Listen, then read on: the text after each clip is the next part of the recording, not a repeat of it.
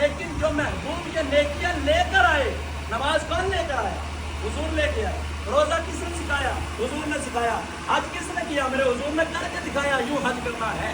جو یہ نیکیاں کرے اس کی بات ہو، جو یہ نیکیاں کرے اس کی بات ہو تو عند ذکر الصالحین تنزل الرحمہ، رحمت نازل ہوتی ہے، رب کی رحمت نازل ہوتی ہے۔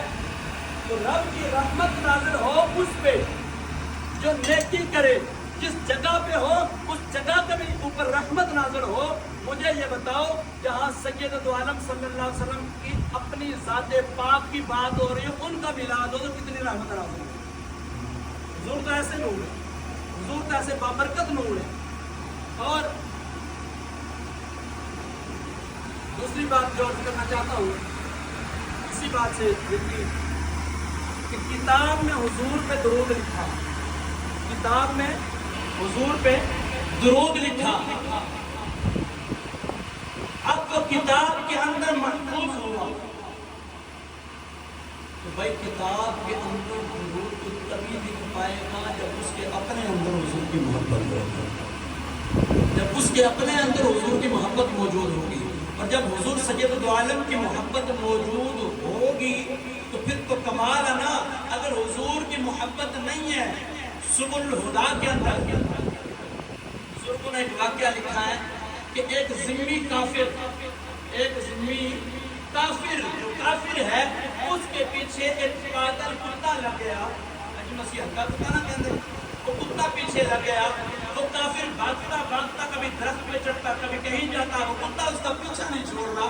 اب وہ بھاگتا بھاگتا آگے پانی آیا، پانی کے اندر دریا کے اندر چھلانگ لگائی کہ شاید کچھ دیر میں پانی کے اندر رہوں تو کتا بھاگ جائے گا، جان چھوٹ جائے گی۔ اب اس نے دیکھا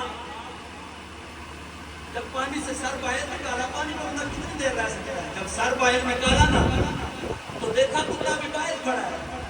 اب ہے بھی کافر اور پیچھے لگنے والا پاگل کتا ہے، تو اب اس کے بعد جب اس نے دیکھا یہ جان نہیں چھوڑ رہا، اس وقت وہ کافر کہتا ہے کہ اے کتے، میں تجھے مسلمانوں کے نبی کا واسطہ دیتا ہوں، بتا اب مجھے لڑے گا؟ ارے ادھر کافر ہے لیکن کافر ہونے کے باوجود میرے نبی کا واسطہ دیتا ہے، اور اس کے بعد وہ کتا یوں تم دبا کے بھاگ جاتا ہے۔ میں تو یہ کہتا ہوں کہ اے لوگوں، غور تو کرو، ہو کافر واسطہ نبی کا دے، ہو کتا ہو پاگل، لیکن اس کی سمجھ میں میرے حضور کی شان آ جاتی ہے۔